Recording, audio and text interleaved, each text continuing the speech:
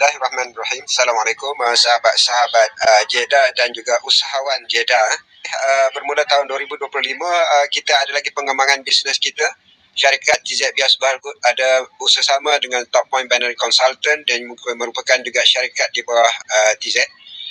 Kita adakan peluang kepada member-member Jeddah dan juga usahawan Jeddah untuk memasarkan program kursus yang dianjurkan oleh syarikat Top Point Binary Consultant dengan bonus introducer, dengan bonus pengenalan mengikut kadar-kadar semasa.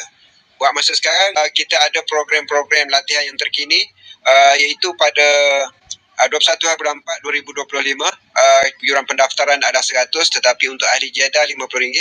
Seandainya ahli Jeddah dapat memperkenalkan kepada ahli-ahli lain atau kepada orang luar untuk menyertai program kursus ni, bonus yang akan diperoleh adalah RM30 untuk setiap peserta. Manakala kursus yang kedua, OSH Master Plan, ahli Jeddah akan mendapat RM100 untuk setiap peserta yang dibawa masuk untuk menyertai kursus di bawah Top Point Binary Consultant. Kursus OSH Balastik, RM75 bonus introducer kepada setiap ahli Jeddah yang dapat membawa masuk setiap orang. Seandainya 10 orang, dia akan mendapat RM750 bonus. Ini adalah peluang kepada ahli-ahli Jeddah dan juga usahawan Jeddah dalam membangunkan program jutawan emas digital Asia.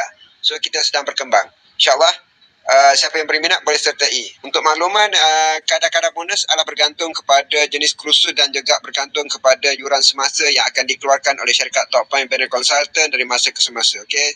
Assalamualaikum.